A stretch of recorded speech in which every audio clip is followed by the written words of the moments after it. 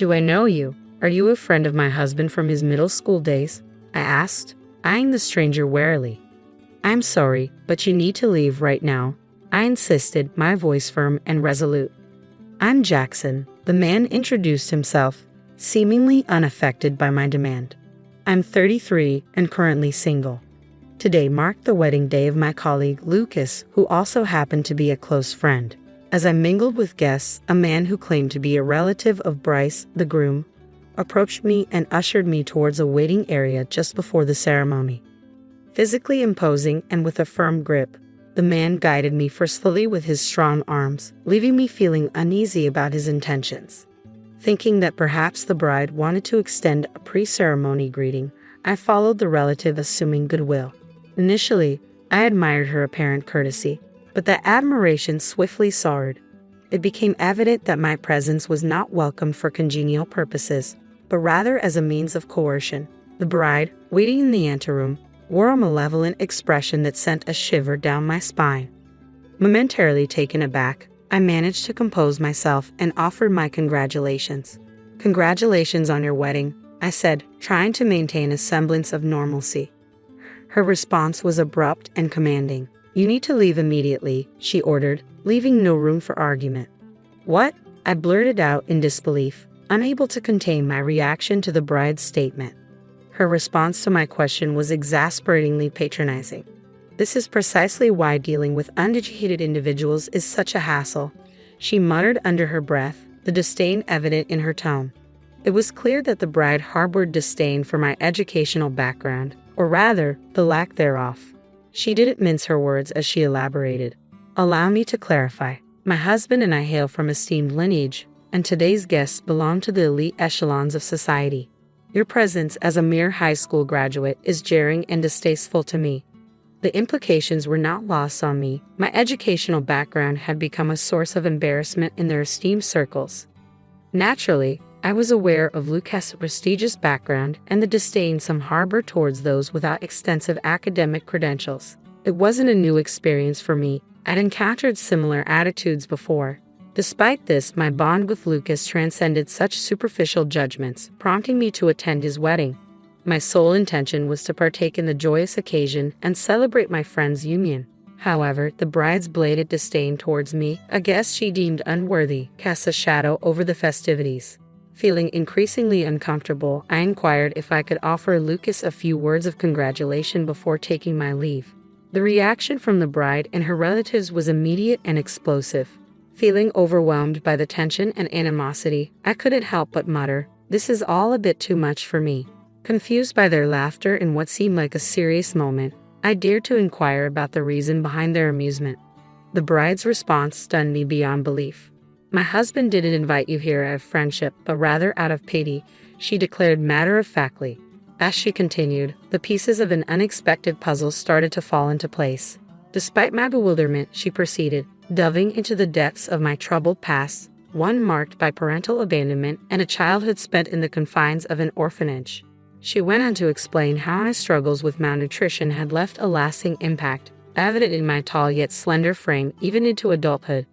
The revelation left me speechless, realizing that Lucas's invitation to his wedding was not an act of camaraderie, but rather an expression of empathy towards a former classmate enduring ongoing hardship. The bride jumped to a startling conclusion, assuming Lucas's invitation was an attempt to provide me with a meal at the wedding. I tried to reason with her, explaining the impossibility of such a scenario, but my protest fell on deaf ears. In a tone laced with disdain, she proceeded to belittle my worth, emphasizing the stark disparity between Lucas's accomplishments and mine. According to her, Lucas's compassion could potentially elevate his status, but she couldn't fathom allowing someone with only a middle school education to attend her wedding. She highlighted Lucas's prestigious academic background and successful career, contrasting it sharply with my own humble position as a janitor or security guard in the same company. The bride's words stung with contempt as she dismissed any notion of Lucas feeling sorry for me simply because we were former classmates. To her, the idea was preposterous, bordering on outrageous. We're both employed by the same company, one that's recently entered the public domain and shows considerable promise. It's a sought-after workplace, topping the charts for job seekers. Our company policy prioritizes talent acquisition, meaning individuals deemed valuable can join regardless of academic background. Despite the company's prestige, I acknowledge the disparity between a junior high school graduate like myself and a college-educated colleague. Yet, regardless of the motives behind Lucas's invitation, I simply wish to extend my congratulations. I harbored no expectations in return. However, earnestly articulate my sentiments and plead my case, the bride remains resolutely unyielding. Her gaze is consistently cold, as though regarding something unsavory. It's as if she's reluctant to even share the same airspace with me. She dismisses my heartfelt expressions of friendship with disdainful indifference. Are you trying to cozy up to my husband and snag a job with just a junior high school diploma? Her words were just a rejection of my presence at their wedding. They hinted at potential repercussions in the workplace. Caught off guard, I struggled to find a response. Despite the company's acceptance of individuals with minimal education, I couldn't bring myself to accept such condescension, especially from the spouse of my colleague. Suddenly, a male relative's actions escalated the tension further. Ignoring my protests, he forcibly grabbed at me, his actions invasive and aggressive. Attempting to fend him off, I reached for his arm, but he forcefully pushed me against the wall. A sharp pain shot through my back and chest, eliciting a low, guttural growl of pain. Enough, just leave, the relative barked before completing its sentence, abruptly opening the door to the waiting room. I was unceremoniously ejected, landing on the floor with a resounding thud. Despite the rough treatment, I resolved to carry on without offering my congratulations to Lucas. Preferring not to risk being barred from the wedding altogether, I sought refuge in a nearby cafe, biding my time before rejoining the festivities with the other guests. As the wedding reception commenced, I settled into my seat, hoping to blend in unnoticed. However, the bride's penetrating gaze soon found me. Without uttering a word, her lips moved silently, forming a single question directed at me. "What are you doing here?" The bride's expression shifted as the relative man spotted me. With determination, he lunged towards me, seizing my arm in an attempt to forcibly remove me. However, this time, I wasn't going to be ejected so easily. Nearby attendees sprang to action, rallying around me, shielding me from the relative's grasp. Panic flashed across the relative's face as he struggled to comprehend the situation. Sensing the urgency, the bride seemed equally flustered. Seizing the moment, I grabbed hold of a nearby microphone and addressed the bride, who remained bewildered by the unfolding events. "Bride, I owe you an apology for my earlier words. My desire to witness Lucas's wedding led me here today," I declared loudly, ensuring my message reached her despite the chaos surrounding us. Lucas, seated at the head table, overheard our exchange and interjected with confusion and concern. "What's happening here? What's all this about?" he demanded. The bride, visibly shaken by Lucas's unexpected intrusion, responded in a tremulous voice, "It's nothing, just go back to your seat, Lucas." With a hint of desperation, she added, "I asked Jackson to leave because he only has a junior high school education. It wouldn't be a good match for us, Lucas." Feeling a sense of resignation, I addressed the bride, who appeared lost in her own distress. "I apologize for any inconvenience I've caused. If it's what you desire, I'll sever all professional ties with Lucas. Please forgive me for any disruption I've caused." A hush descended over the entire hall as my declaration hung in the air. The bride was the first to break the silence. "What? Fired? What's going on?" Lucas's voice quivered with confusion. "You? What did you just say?" Recognition dawned on Jackson's face as he processed my words. "That's correct. I am Jackson, the president of our company," I affirmed, my tone steady. "I may have only graduated from junior high school, but I founded a delivery company at the age of 16. With nothing but a bicycle, I transformed it into a major corporation over the span of a decade. And in response to changing consumer habits, we swiftly transitioned into a publicly traded entity. Lucas wasn't just a friend to me, he was a lifeline, a source of unwavering support when I needed it most. He shared his meals with me, showing kindness and compassion during times when I struggled with malnutrition. Raised in an orphanage until the age of 15, I lacked the familial stability that Lucas enjoyed from the age of 12, when he was adopted by his current parents. Despite our different upbringings, Lucas and I remained close even after our paths diverged geographically. When we embarked on the journey of entrepreneurship together, Lucas vowed to dedicate himself to our shared vision. Witnessing his transformation from a shy individual to a confident groom filled me with immense joy. My determination to congratulate Lucas stemmed from a deep-rooted friendship and gratitude. I remained steadfast even in the face of the bride's objections. Unbeknownst to me, the bride's disdain stemmed from my educational background, yet I was unaware that being a junior high school graduate didn't preclude me from holding a significant position within our company. The authority to terminate employees rested with me, a fact that the bride herself had acknowledged when she requested I sever ties with Lucas. I gently assured her that I had complied with her wishes. In response, she uttered a cold remark, confirming Lucas's termination. The bride, previously frozen in shock, muttered disdainfully, "Fired? If you're such a failure, I have no use for you." Without hesitation, she renounced the marriage entirely, citing my lack of elite status and high income as deal breakers. It was a startling turn of events as she promptly called off the engagement with Lucas, who had just been dismissed from his job. The attendees erupted in uproar at her abrupt declaration. Amidst the chaos, any semblance of our previously amicable relationship vanished. Accusations flew as she labeled the situation a marriage scam, demanding compensation from Lucas for the broken engagement. Lucas's revulsion was palpable in the midst of the chaos. Quietly, I reached out and tapped the bride on the shoulder as she continued to raise her voice. Leaning in, I whispered, "You might want to start saving up for alimony payments." With that, I initiated a video playback on the projector, revealing footage captured by a phone I had strategically left recording in the bride's waiting room. The recording, inadvertently triggered when a male relative manhandled me, potentially held crucial evidence of my injury. As I was pushed against the wall, the phone fell, continuing to record. What it captured was damning. The bride's indiscretion with the same male relative in the waiting room.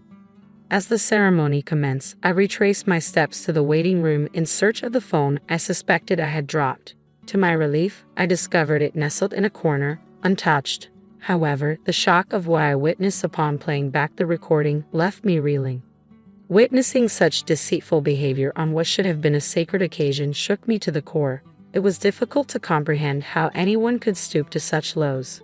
Driven by a sense of moral obligation, I immediately sought out Lucas to disclose the damning evidence. The revelation of the bride's true nature sparked a fiery reaction from Lucas's relatives, who unleashed their fury upon the bride's family. In response, the bride's relatives vehemently denied any association with the man implicated in the recording.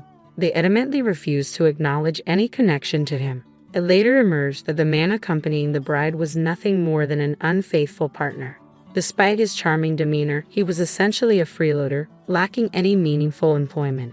The bride, yearning for a life of prestige and sophistication within an educated family, sought to elevate her status by securing a marriage with Lucas, a gentle and unassuming man. Her intentions were revealed to be far from genuine, painting her in a negative light. In contrast, Lucas, dedicated to his studies and somewhat naive in matters of love, possessed a trusting nature that left him vulnerable to manipulation. Ultimately, I'm grateful that my humble education allowed me to see through the deceitful intentions of those involved. Never did I anticipate that my educational background would prove valuable in such a manner.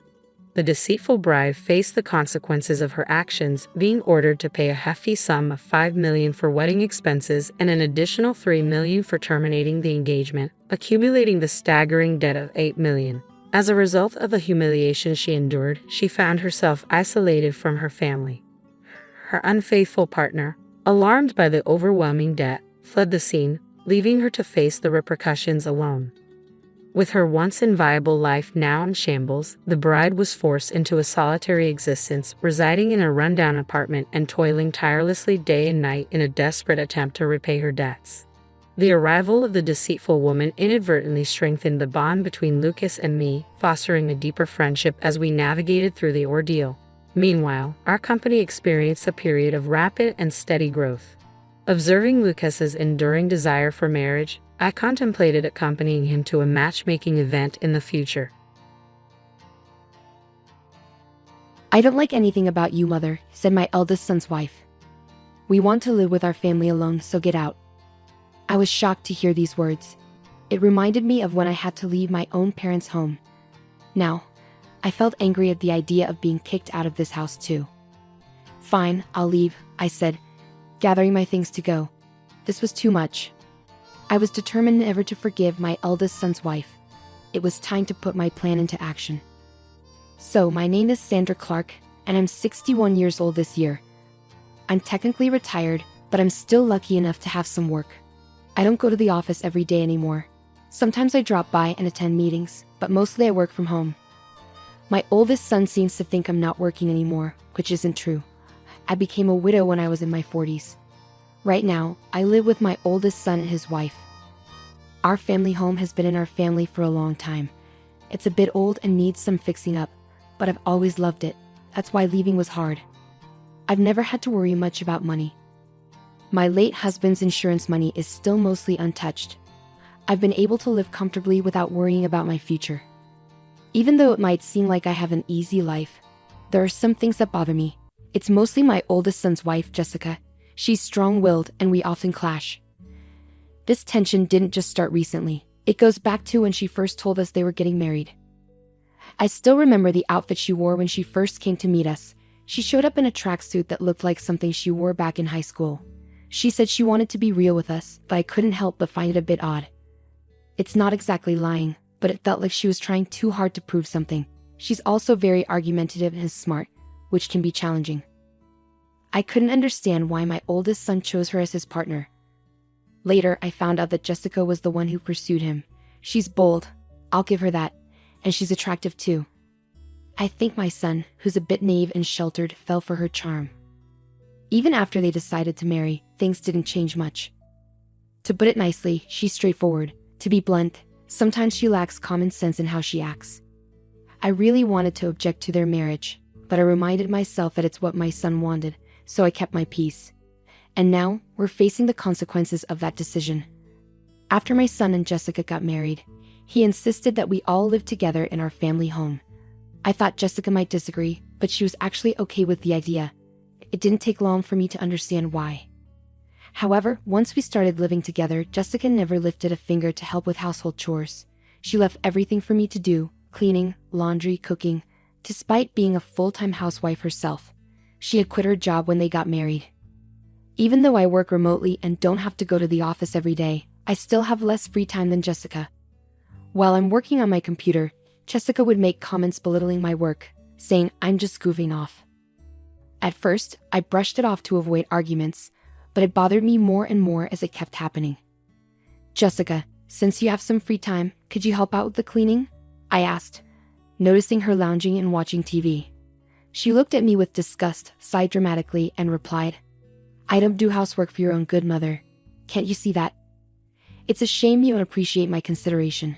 She had this strange theory where she believed if she did the housework, it would be bad for my health. According to her, seniors need to stay active, and doing chores would make me sedentary and possibly lead to dementia. So she was actually doing me a favor by letting me handle everything. Her reasoning was so bizarre it gave me a headache. Then she said something even more shocking. I agreed to live together to keep you from slacking off, mother. She said it with a half smile, leaving me speechless. I regretted agreeing to live together more and more every day. Doing all the housework while being watched by Jessica was nothing but torture. Fed up with the situation, I decided to talk to my eldest son, but it wasn't to complain about Jessica. I decided to move to an apartment where I could live alone. The current house we're in is old and has many stairs, which became difficult for me after I hurt my back last year. I talked to my son about the challenges of living here, and then I moved to an apartment. Even though it felt like Jessica pushed me out, I don't regret leaving. The new apartment is a rental. It might be a bit big for just me, but I got a room big enough for my grandchildren to stay in the future. I had the inside designed just the way I like it, and it felt like my own little castle. But my happiness didn't last long because Jessica started coming over every day and staying until late. The new apartment is really nice, huh? Maybe too big for you, Mom? Jessica said, lounging on the couch. Why don't you come back to your old home and do the chores? It's for your health and longevity. It's unbelievable that Jessica is telling me to go back to the old house and do the chores. During the day, she's so self-centered, it's overwhelming. I've already moved out. You need to take responsibility as the wife. I handle all the chores here, and my health checkups are always fine, Jessica. You don't need to worry about me. But Jessica just turned away, ignoring my words. Ignoring anything inconvenient was her usual tactic. Yet, she kept coming to my apartment every day. Just recently, she said it's too much trouble to go back home and ended up spending the night. My parents' house and this apartment are only about a 15-minute walk apart. It was my eldest son who suggested I live closer to my parents' house because he was concerned. His concern made me a little sad to leave the old house. One day, after I had been out for work-related errands, I came back in the evening to a surprise. To my shock, Jessica had let herself into my apartment. It seemed she used the spare key I had given to my son without my knowledge. Welcome back, she said, lying on the floor in front of the TV without even bothering to get up. Jessica, that spare key is for emergencies only, not for you to come in whenever I'm not home. I felt uneasy knowing she had been in my apartment while I was away. It was the first time I firmly told her so. She seemed surprised, as I usually let things slide quickly. She gave me an annoyed look, but I stood my ground. You really are a difficult mother-in-law. I can't stand that about you. Jessica started yelling at me. I can't stand anything about you, not even this apartment. We're a family, so you should leave. With that, she tried to push me out the door. It seemed Jessica couldn't bear the idea of me living in the apartment. She was upset that they were still in the old house while I was here, calling it unfair. James is paying the rent for this place, right? It wouldn't be strange for us, his family, to live here. That's what it means to live beyond your means. Jessica seemed to think my son was covering the rent for the apartment. This explained why she kept showing up here. In her mind, the apartment should have been for her family to live in. Fine, I'll leave, I said firmly, staring her down. I agreed to move out within 3 days, which seemed to surprise her. Right in front of her, I called a moving company and arranged for them to come in 2 days. As Jessica left feeling satisfied, I watched her go, already planning my next move. True to my word, I moved out. My new place was an apartment specifically designed for seniors. I decided to test it out for 2 weeks. I handed over the keys and lease documents to Jessica, asking for a change in the contract through the real estate agent to the landlord. Luckily, I've known the landlord for a long time, so they were flexible and accommodating, which was a relief. My eldest son was furious with Jessica for kicking me out. He's even considering divorce, but Jessica doesn't seem to care. In fact, she started living alone in my apartment, saying, "Well then, let's live separately." I'm amazed at how bold she is. But in 5 days, Jessica will find out the truth. While I was working from home, my phone started ringing incessantly. It was Jessica calling. I had been expecting this, so I had a recorder ready to record the conversation. I pressed the record button and answered the call. "Excuse me, Mother, what's the deal with the rent for this apartment? Why do I have to pay it?" Jessica started ranting as soon as I picked up the phone. She sounded flustered. "Well, Jessica, you're the current leaseholder, so it's only fair that you pay. Is there a problem?" I purposely kept my tone calm and relaxed to annoy Jessica. She seemed even more agitated but didn't back down. "But didn't James used to pay the rent here? We're not even divorced yet, so shouldn't James pay?" Jessica had told my eldest son about the rent issue and he advised her to call me. The truth was, my son had never paid the rent. In fact, I had been financially supporting him. After retiring, I continued working as a consultant and advisor, earning a good salary. I was actually earning more than my son. I had been secretly helping him out because Jessica tended to spend a lot. "It's just a misunderstanding, Jessica. Originally, I was the one paying the rent for that place. I never made James pay a dime." Jessica seemed shocked and caught off guard by the truth. She quickly said what she wanted to and hung up the phone. Right away, I contacted my eldest son and played him the recorded conversation. "I've been putting up with it too, but I can't take it anymore. You feel the same way, don't you?" I knew my son was exhausted from dealing with Jessica's debts. No matter how old he gets, as a parent, I can't help but want to help him out. Some might say I'm too soft, but I think it's just natural as a parent. My son replied quietly, "I'll divorce her, I'm tired too." Then follow my lead. I told him my plan and gave him instructions. First, I asked him to take a few days of paid leave starting today. Then, I told him to quietly move out his important belongings without letting Jessica know. We didn't want her to notice any moving trucks, as she might be nearby. I had instructed him to slowly move his things out during the night, keeping it discreet. The important belongings were taken to a single-family home that I had found as our new residence. This way, the plan progressed without Jessica knowing. 3 days later, Jessica called again, sounding even more flustered than before. What? Why are you so worked up? Just like last time. I kept my tone deliberately relaxed as Jessica sounded overly anxious, almost in a state of panic. Mother, our house is up for sale. And I got a call from my parents saying that my belongings have arrived at their house. What does that mean? Jessica explained that her parents had received her belongings and our old house was now on the market. It seemed my eldest son had followed my instructions. He had sent Jessica's things to her parents' house and put our old house up for sale, leaving it empty. The landlord told me that if I can't pay the rent, I should leave. I thought I should consult with James, and when I got home, there were chains and a padlock on the gate, and I couldn't get in. There's even a for sale sign up. Jessica was almost hysterical. It must have been quite a shock for her to come home to. I've already entered into a sales contract with a realtor. We can't access that house anymore, Jessica had began, ready to express all the pent-up frustration. Firstly, I'm no longer your mother-in-law, right? Yesterday, James should have filed for divorce. You signed it, didn't you? You and I are strangers now. Yesterday, my eldest son had filed for divorce at the city office. It turns out Jessica had signed the papers a while ago. Threatening divorce seemed to be a tactic she often used. My son used to believe that Jessica would change someday. After all, she was the person he loved enough to marry. He felt trapped into giving in to her threats of divorce, he once told me. But it seems my son has finally realized the truth. He signed the divorce papers, which had always been used as leverage, and submitted them. The divorce has been officially processed. You always used to tell James that you could divorce anytime. Are you happy now that things have turned out your way, Jessica? I could sense Jessica holding her breath on the other end of the phone. She wanted to argue back but seemed lost for words. She must have been feeling frustrated. Besides, I'm worried about you. After the divorce, how will you manage to live in that apartment without a job? Moving also costs money, and it's tough. How did you even afford it? Jessica's anger was no longer hidden. She yelled and cursed at me. She had claimed she married my son because of the inheritance he received from my late husband. However, I control all the inheritance and she can't touch a penny of it. Despite marrying to clear debts, she screamed that nothing was going well for her. Of course, I made sure my son listened to this conversation too. If it came to a divorce settlement, I planned to use the recording as evidence. I thought it was the end, so I patiently waited for Jessica to finish her tantrum. She ranted for about 15 minutes without pause. Then, in the end, she started begging me for help, crying. She confessed that she had been disowned by her family. With nowhere else to go, she pleaded for my assistance. It suddenly clicked for me.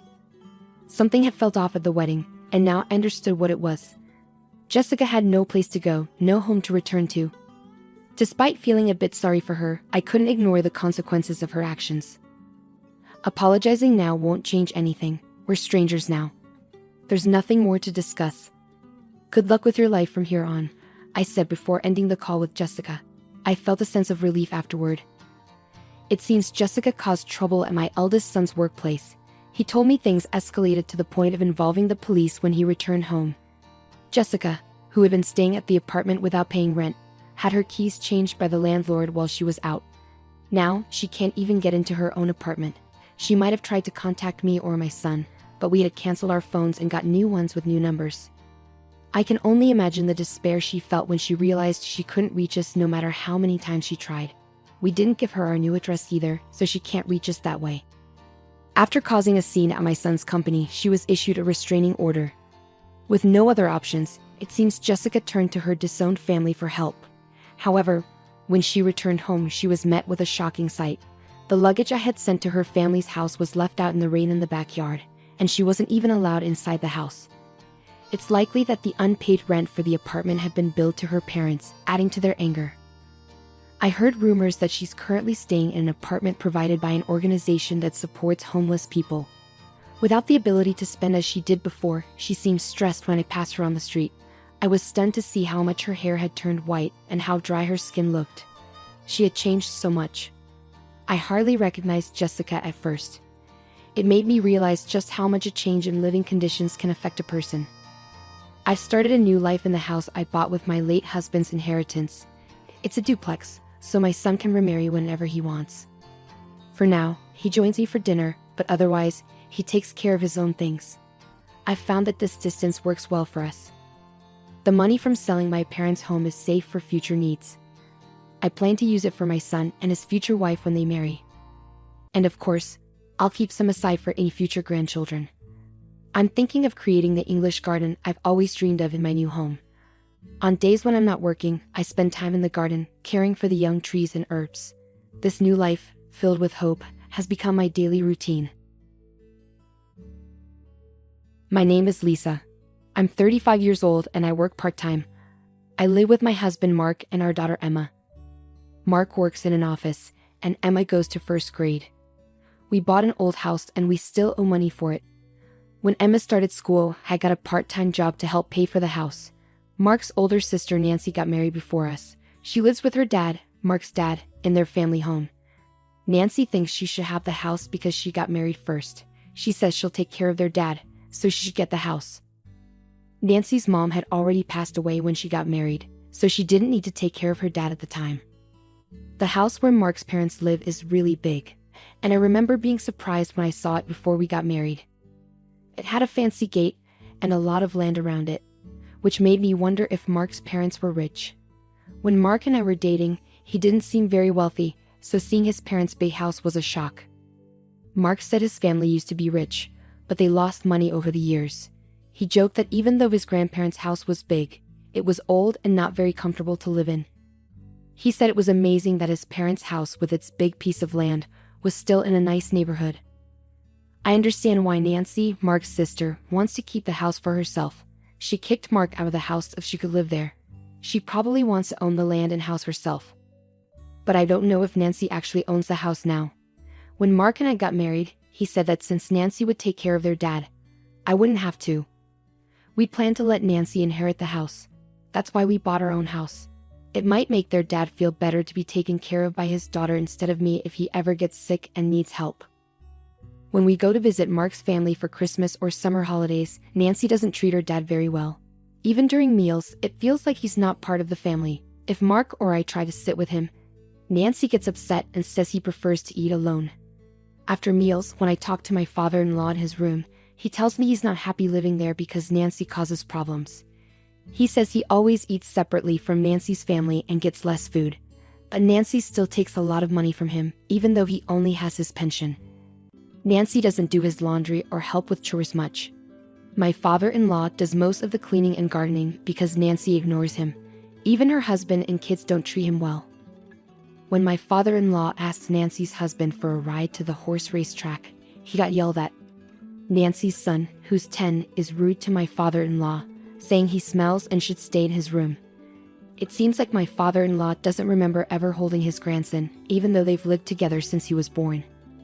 When my daughter visits, my father-in-law loves spending time with her.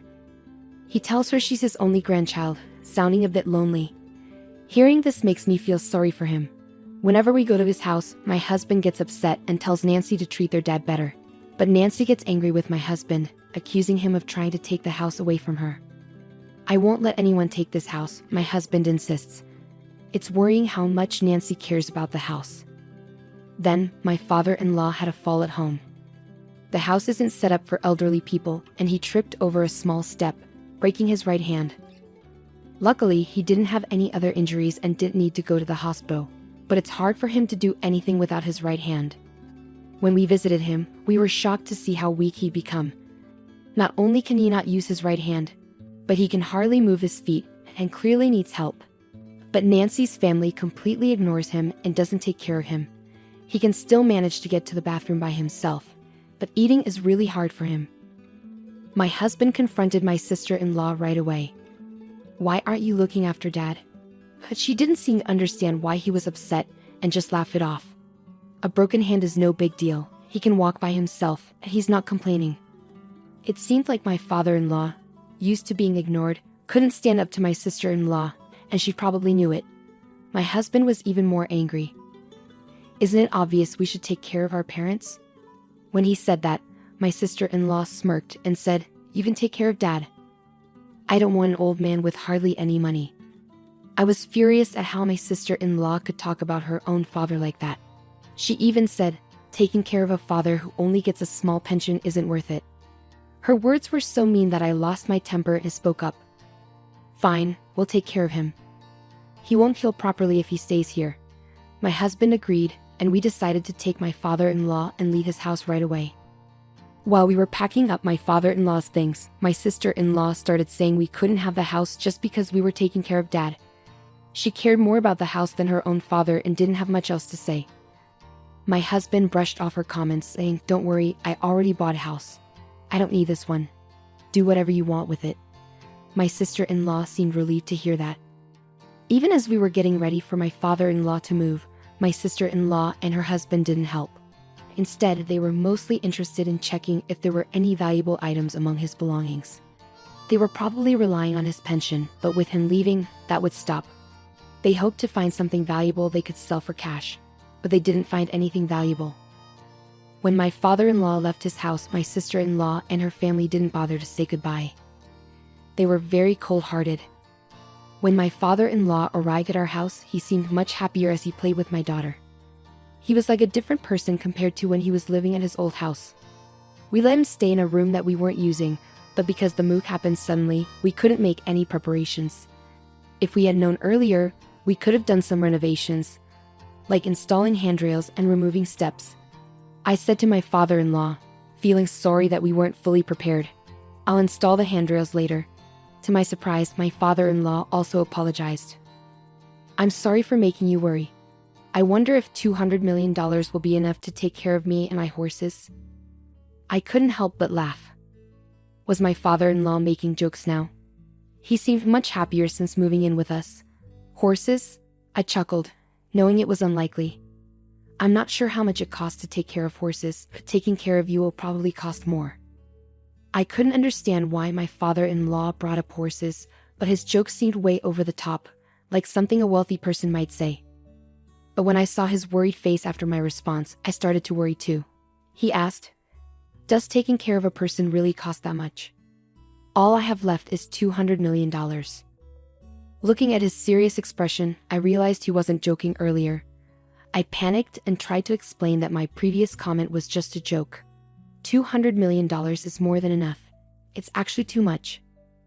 I rushed to my husband to ask about the horses and the $200 million.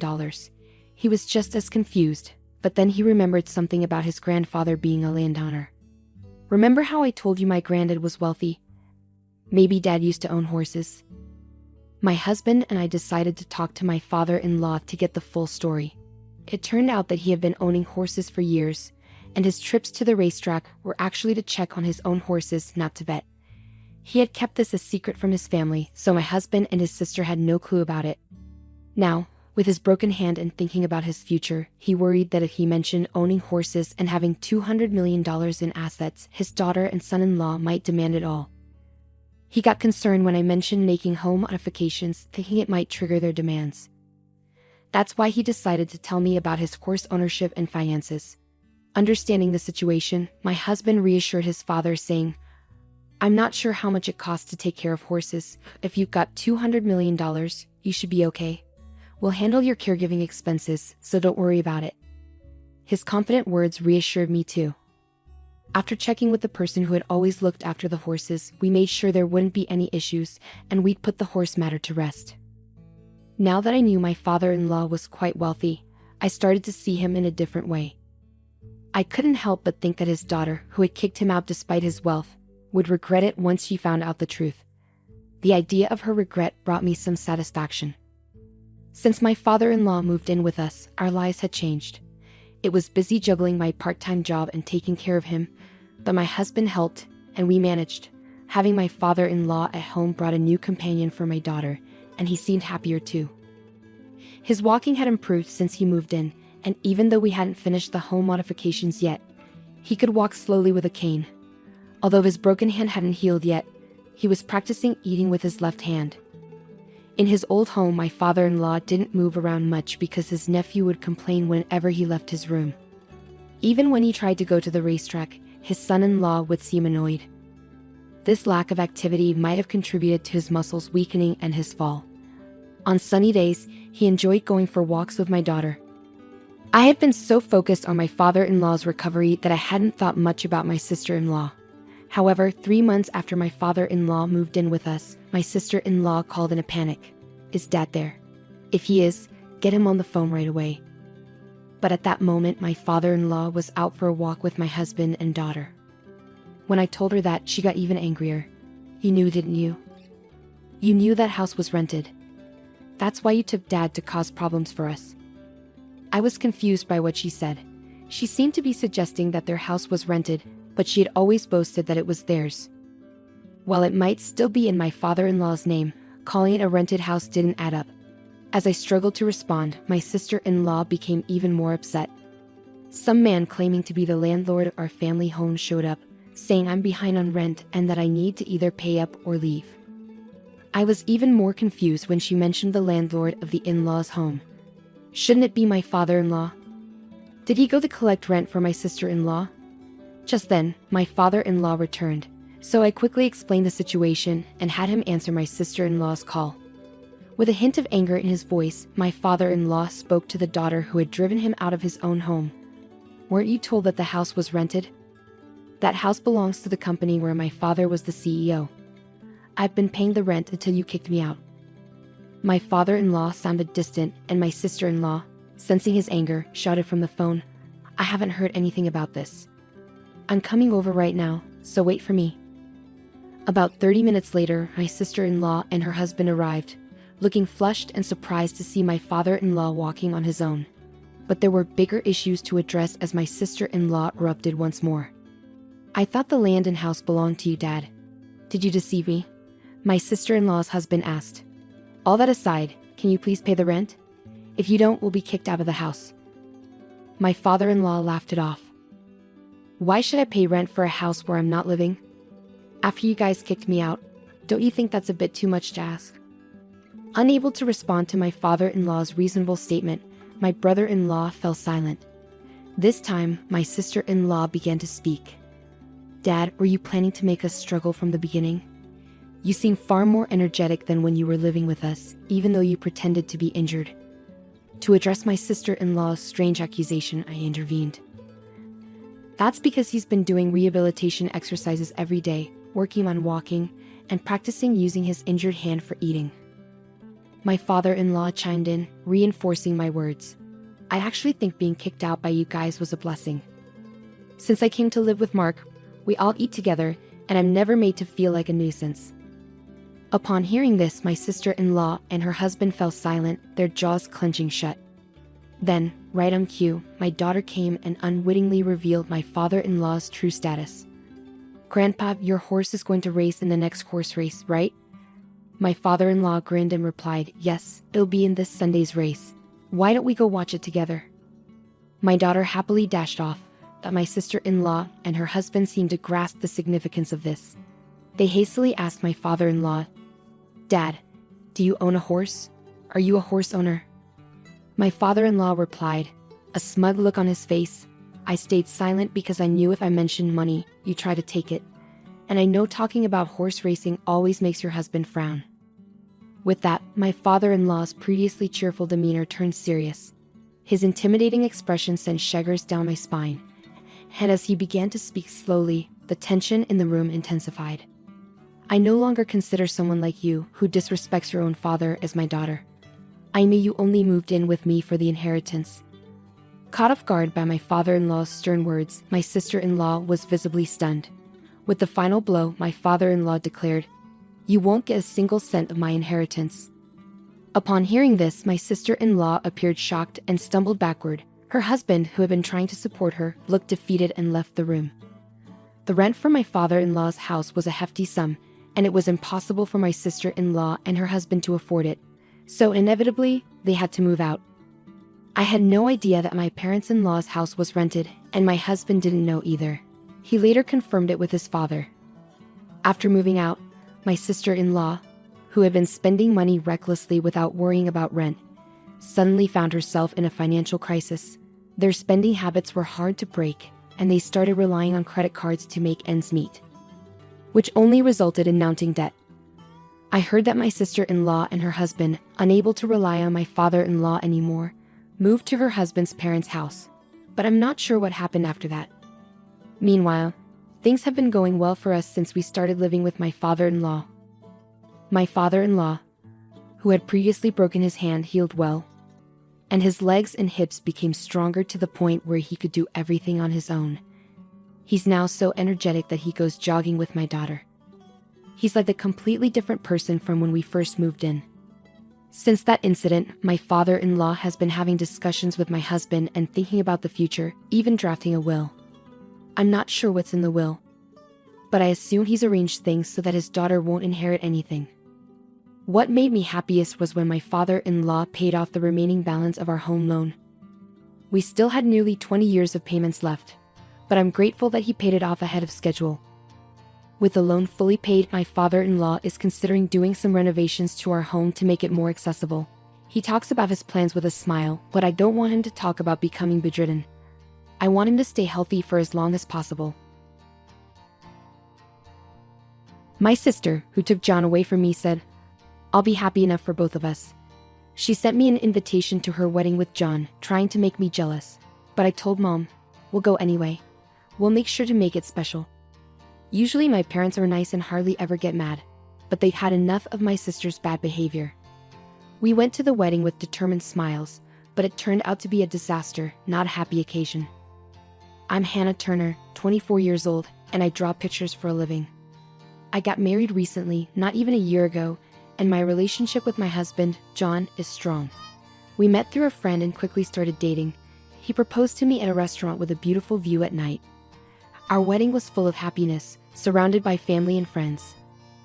One day, I noticed that my husband John forgot his phone in the living room. I picked it up and brought it to him, saying, "John, you forgot your phone." He seemed a bit nervous as he took it, thanking me quickly before rushing out the door. His sudden rush left me feeling uneasy, and that feeling marked the beginning of my suspicions. After that day, John started carrying his phone with him everywhere, even at home. I found it strange, but I couldn't imagine John would cheat on me, right? We'd been getting along fine without any major problems, so I tried to convince myself that everything was okay. However, my trust didn't last long. While I was hanging up laundry, I saw a notification on my own phone. It was an email from an unfamiliar address. "Hey, long time no see. How have you been?" It seemed like it could be from someone I knew, but I heard about scams where people pretend to be friends, so I decided to ignore it. But then another message came through. "Hey, don't ignore me. I can see you read it. Ignoring your sister? That's just like you, always so mean."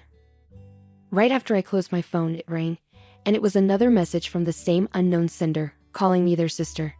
Indeed, I do have a sister named Sally, but she's known for causing trouble in various ways. Sally, my sister, had a history of causing trouble, especially with money.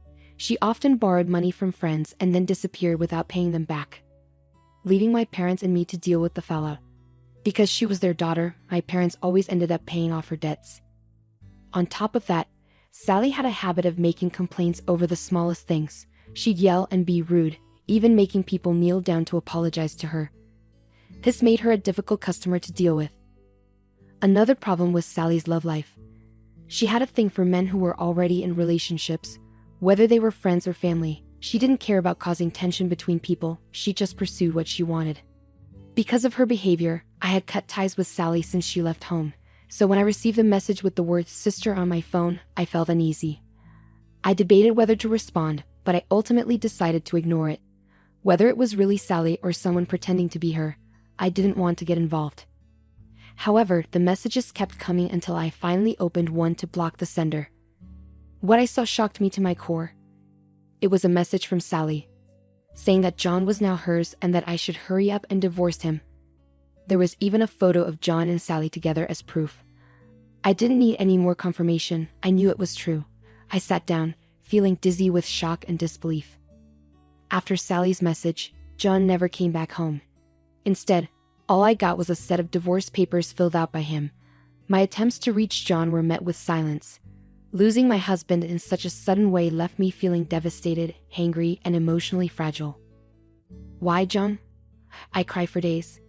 Once I had calmed down a bit, I decided to reach out to Sally. "What do you want? Let me speak to John. You've been ignoring me for so long, and now you contact me without even saying hello or apologizing. What's your intention?"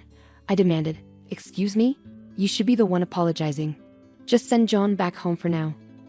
No way. He doesn't want to come back. He says he loves me more than he ever loved you. And why should I apologize? It's your fault for not being able to keep him. No matter what I said, Sally wouldn't listen. I was already feeling terrible mentally, too exhausted to worry or think anymore. I realized it was pointless to keep arguing. Holding on would only make things worse. You know, if you're going to be angry at someone, be angry at your own lack of charm, loser. After that conversation, I shut off my phone. I was done dealing with Sally and had lost all affection for John, who had chosen her. Before I knew it, I had signed the divorce papers, and just like that, my once happy marriage was over. My life became a mess after that. Maybe because of the emotional damage, I struggled to eat and felt more tired than usual. I looked so worn out that my coworkers started to worry. Despite trying to reassure them with a smile, it felt like my body and mind were reaching their limits. Eventually, I collapsed at work and woke up in the emergency room. My parents and a close coworker were there beside me. Hannah. Can you recognize me, Hannah? Their voices brought me back to reality. Looking around, I realized I was in hospital, remembering what had happened. Oh, I collapsed, didn't I? My dad sighed with relief. We were so worried when the hospital called. Are you working too hard? He asked. But deep down, I knew it was the stress from John and Sally. Maybe, I muttered, and my mom quickly called for a nurse to get a doctor. After a checkup, they decided to keep me in the hospital for observation. Are you eating properly? Getting enough rest? My dad bombarded me with questions, clearly worried. I assured him I was okay. My mom asked him to buy some drinks and snacks for me, and he agreed, leaving the room. Hey Hannah, something's not right, is it? Natalie said. You've seemed really tired lately, and this is so unlike you. They say women have strong intuition, and Natalie seemed to have it. I sighed and opened up to them about everything that had been happening. I ended up crying while explaining, realizing I had reached my breaking point without even realizing it. I thought I could handle it all, but it turns out I didn't understand myself as well as I thought. As I tried to laugh it off, my mom squeezed my hand tightly. I had no idea all of this was going on. Why didn't you tell us sooner? This is the first time I'm hearing about the divorce. I'm sorry to say this in front of you, Mom, but is Sally out of her mind? I can't believe it. Both of them expressed their anger towards Sally, and I could tell they were genuinely worried about me. I didn't want to cause trouble or worry anyone, so I tried to downplay the situation. I felt embarrassed, and part of me believed what Sally had said might be true. Maybe it was my fault for not being more appealing. That's nonsense. What are you talking about? It's clear that Sally and your ex are the ones in the wrong here. Natalie is right. You didn't do anything wrong. To think you were suffering all alone, I'm so sorry. Both of them looked like they were on the verge of tears. I regretted not relying on the people around me more. My mom suggested that I come back home for a while considering my mental and physical state, and after the doctor also recommended rest, Natalie took care of the paperwork at work with my medical certificate. When my dad returned with drinks and heard about me resting at home, he immediately agreed that it was a good idea. Natalie managed to explain everything to my workplace, and HR assured me, "You've got plenty of paid time off saved up, so take your time off to rest." After thanking Natalie, she reassured me that she'd be there for me, and I should lean on her whenever I needed. Over the next few days, I stayed at my parents' house. Natalie came to visit occasionally, and I could feel my mind and body gradually recovering. I realized that keeping everything bottled up inside wasn't healthy. Today, as Natalie and I were enjoying cake prepared by my mom, my phone rang, piquing my curiosity. I opened it, and my heart raced. "Hey there, how are you doing? Thought you might be wondering about us, so I decided to reach out." It was Sally, who I hadn't spoken to since the fallout. I regretted letting my guard down and checking my phone.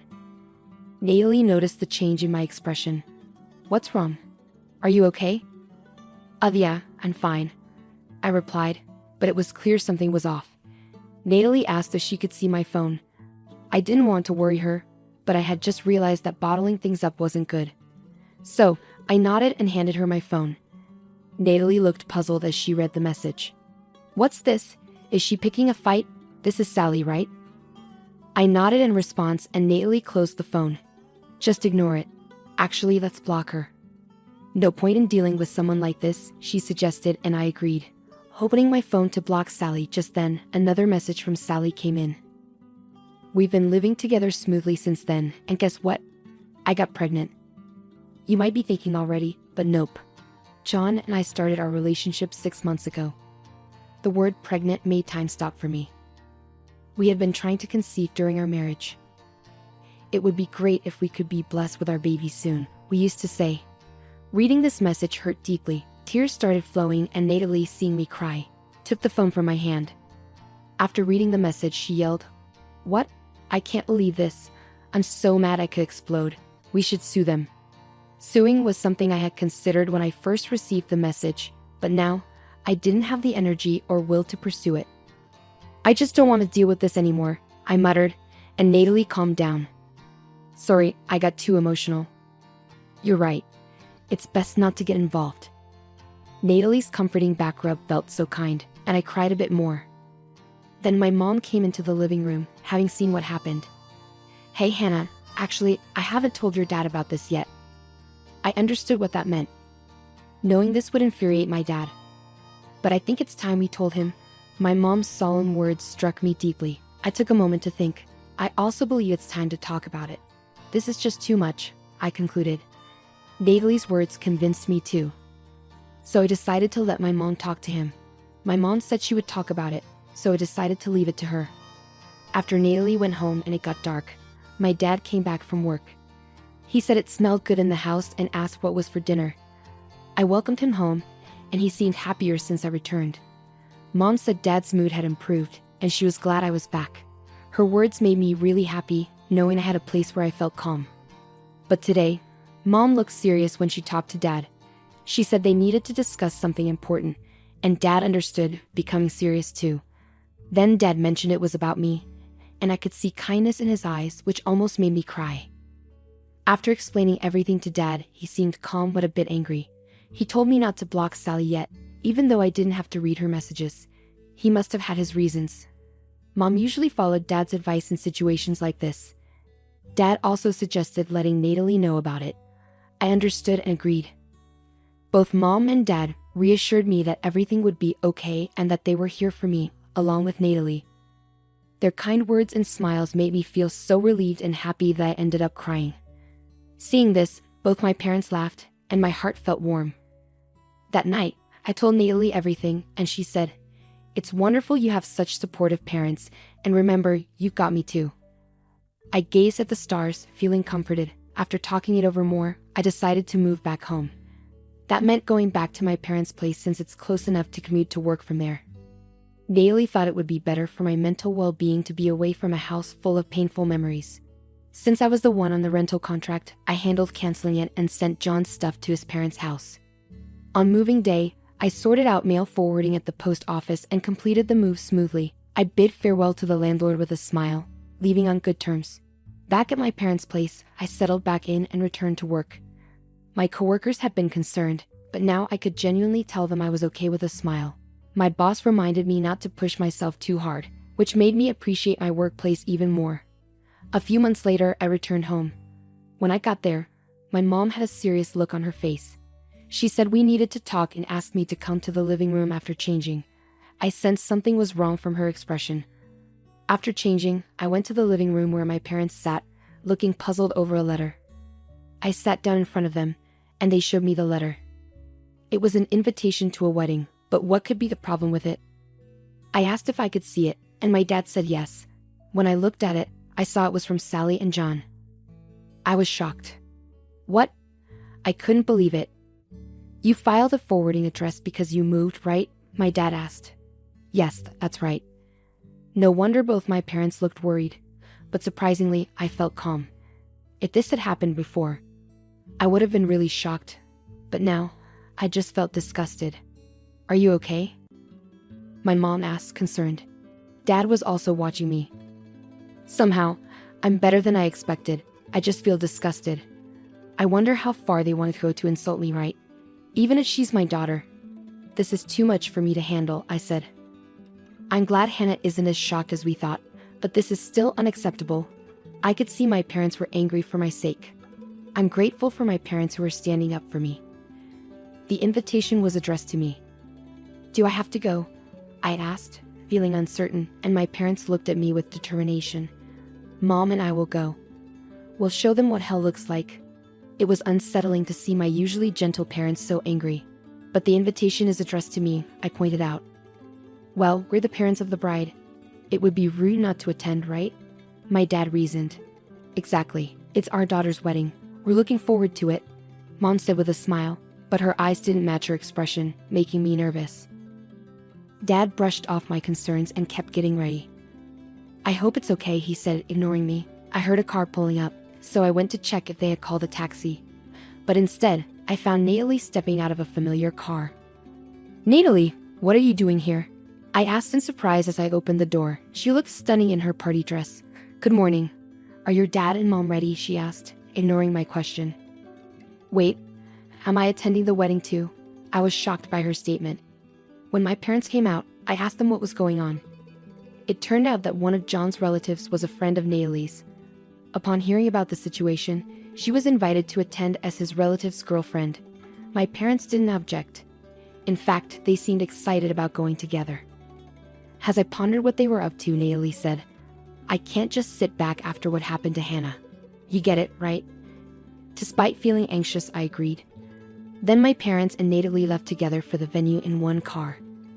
I thought about joining them, but Natalie seemed to sense my hesitation and said, if you want to see, I can show you through a video call. So I stayed home and trusted them. But my curiosity got the best of me, and I reached out to Natalie for a video call. When they arrived at the venue, my parents and Natalie headed to the reception. Natalie was on the guest list, thanks to John's relatives' arrangement, but my parents weren't listed since they weren't officially invited. The receptionist went to check their names, and that's when Sally showed up. Sally was surprised to see my parents and couldn't hide her confusion. Why are you here? She asked. Well, we're the parents. It's only natural for us to come, my parents replied.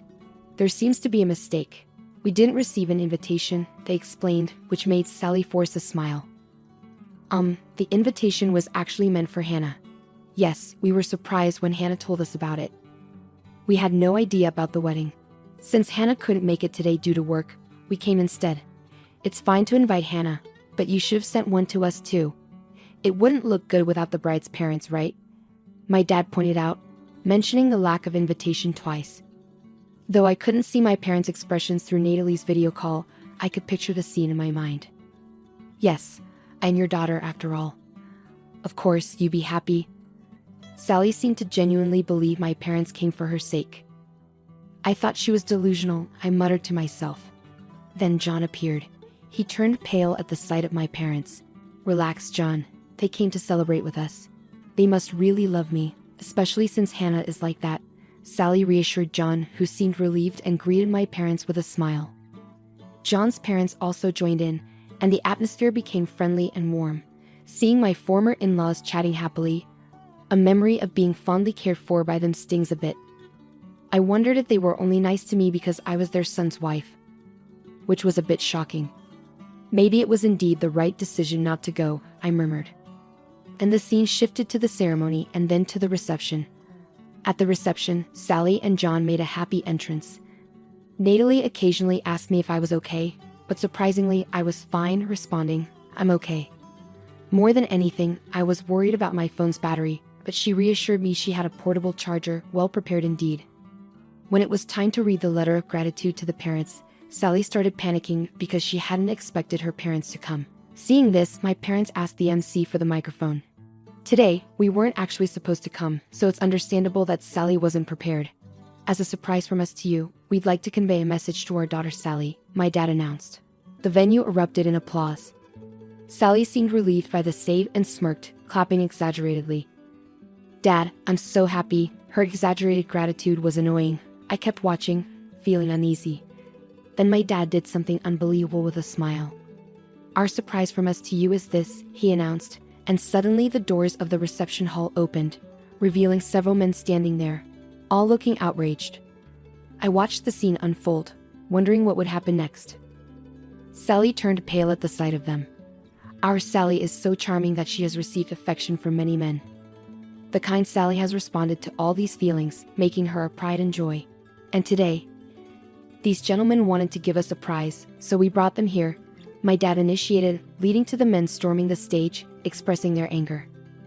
Sally tried to escape but was confronted with accusations like, "What do you mean you're marrying someone else? How much do you think I've spent on you? Pay back the money you borrowed." Sally turned pale and was nearly in tears watching this. Natalie coolly commented, "Wow," while I was stunned. John, confronting Sally with the "what's going on," found her too shocked and flustered to respond. Then my mom grabbed the microphone and started talking. "Guess what? We have another surprise. As my husband mentioned earlier, our daughter Sally is really popular, even with other women." When Mom said this, a bunch of women in the crowd stood up. We invited those who wanted to meet Sally. After Mom spoke, the women went over to Sally. Suddenly, someone else grabbed the microphone and shouted, "You stole my man, and now you're trying to act all happy. Give me money for cheating with my husband.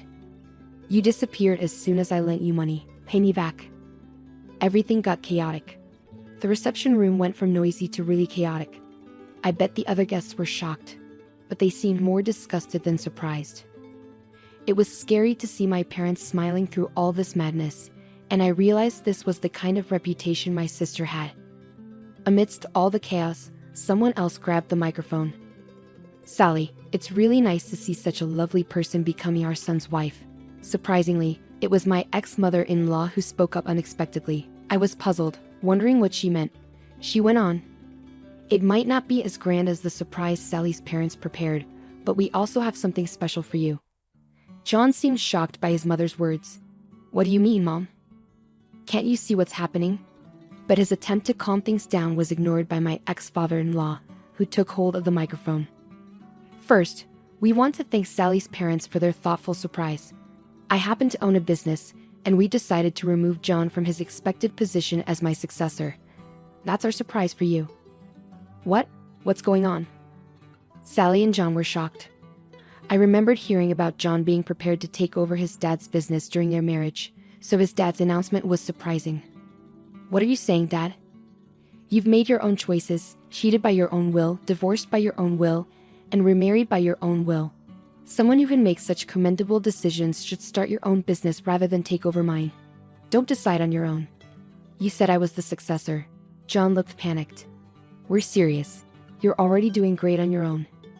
Use your judgment to live your life from now on. With Sally by your side," his dad replied. "Exactly, I couldn't be prouder of having a son who can make such independent decisions." I was stunned. My ex-in-laws seemed to be laughing along with my parents, but their eyes didn't match their smiles. They seemed pretty angry. Natalie found the situation amusing. "They deserve it." I can barely keep from laughing. "I'm just speechless," I said, and Natalie caught me up on what had happened while I was away. My ex-in-laws came to apologize. They truly considered me and my parents as part of their family. They had teamed up with my parents to plan this surprise retaliation. Natalie had been keeping in touch with my parents and had also heard the story from John's relatives, so she knew everything. Hearing this brought tears to my eyes, realizing I had so many people supporting me. "You're not alone, Hannah. There are so many people who care about you," Natalie said, trying to hold back her own tears. "How could we stay silent when someone we care about is hurting?" Yeah, I cried, unable to speak properly, just nodding. "Thank you," I managed to say finally. I saw my parents and ex-in-laws smiling kindly at me through the screen. Meanwhile, chaos continued at the venue, with the staff trying to calm down the disastrous situation. Then, a man stood up and made his way toward the stage. He stood in front of John, who then collapsed to his knees. After saying something to John, the man returned to his seat. "Hey, what did that man say?" I couldn't quite make it out from this far away unless he used a microphone. "Maybe I should go ask him directly," Natalie suggested and headed toward the man with her phone. "Excuse me," she said as she approached, and the man turned around. I was surprised. "Uncle?" It was indeed my dad's brother, my uncle. Natalie showed him the screen, and upon seeing me, my uncle looked surprised and very happy. "Hannah, are you okay? I heard about what happened today from your dad. It must have been tough. Thanks for worrying about me, but I'm fine. By the way, what did you say to John just now?" "I told him that since I run this hotel, I'll be seeking compensation for the damages." The reception hall is a mess because of the bride and groom, my uncle explained. Both Natalie and I understood upon hearing his words. That's why John looked so pale. After chatting with my uncle for a while, I felt a bit more hopeful. Trying to spot Sally through the camera was tough because of the crowd surrounding her. This wedding had turned into anything but a celebration. Looking around, I noticed many guests leaving, including some of John's colleagues I recognized who seemed puzzled as they left. I thought to myself, well, that makes sense, feeling somewhat relieved. The wedding ended in disaster, with Sally and John looking worn out and pale by the end. And now, the bride and groom will leave, the MC announced. But by then, most of the guests had already departed, and only our parents, former in-laws, Natalie, and a few of John's relatives were left to applaud. When my parents came back home, I went up to greet them, and to my surprise, Natalie and John's parents were with them. I was a bit shocked but bowed to my former in-laws. I'm sorry for not keeping in touch. I regret how our marriage ended despite your kindness. I apologized, feeling guilty for not reaching out to them after the divorce. My former in-laws, with tears in their eyes, placed their hands on my shoulders. We should be the ones apologizing, they said, but I insisted it wasn't necessary and thanked them for their care during the marriage. After that, we all sat down for tea and had a pleasant chat, expressing gratitude for the wedding events and parting on good terms. I felt like I finally had closure and felt rejuvenated. A few days later, I received a message from Sally on my phone during work. I had forgotten to block her, but when I checked, it was a barrage of complaints. You ruined our wedding. Take responsibility. Did you tell our parents? Are you jealous? Stop blaming me for your unhappiness, loser. Sally's message flashed on my phone. I sighed and turned to Natalie at the next desk. Can I still claim alimony for the affair? She's practically giving me all the evidence herself, right? Fed up with it all, I decided to hire a lawyer to claim alimony. I saved all the messages and images Sally sent and replied to her. Thanks for providing evidence of the affair. A lawyer will be contacting you, so please stop contacting me directly. Sally freaked out. A lawyer? What are you doing? Stop it. She began deleting the messages and images she'd sent. When I told her that I had saved all the evidence, she panicked even more and started apologizing. Sorry, it was all lies. I'll leave Jan alone now that he's not going to be the CEO, and I won't say anything mean anymore. Please don't make me pay alimony, I already have debts. That's not my problem. I don't want Jan, and do whatever you want. Actually, maybe it's good you took him. I don't need a man who cheats. And in the end, you protected me. Thanks, sis, I replied before cutting off contact. After blocking Sally, she tried reaching out from different accounts, but I blocked those too. I quickly consulted with the lawyer I was referred to, and they acted swiftly upon receiving the evidence. Soon after, I started getting messages from John. It seemed things weren't going well with Sally. He sent me creepy messages like a lovesick Romeo, which I ignored and blocked. When he tried to contact me through the house, my parents handled it. Apparently, he got scared off by them and hasn't reached out since. Later, the lawyer informed me that John and Sally had agreed to pay the alimony. They tried to resist using Sally's usual complaint tactics, but that didn't work on a lawyer. Realizing they had no chance, they gave in. John, who was initially resistant, looked defeated and pale after learning Sally had provided plenty of evidence against him. Despite feeling bitter about being harassed by such immature individuals, I'm now just thankful for the many people who stood by me. Sally and John eventually got divorced. Sally, with no one else to turn to, contacted our house once, but my parents issued a statement of estrangement. She hung up the phone crying. John, rumored about the wedding at work, found it uncomfortable and ended up resigning. Unable to go back home, he's now getting by with part-time jobs. Meanwhile, I received a promotion at work because of my excellent performance. I also started a relationship with someone I met in my new department. Thinking ahead, Natalie also clicked with one of John's relatives, and we often share our love stories. Next month, as a celebration, my parents, Natalie, and even my former in-laws are planning a trip to the hot springs together. Despite hitting rock bottom,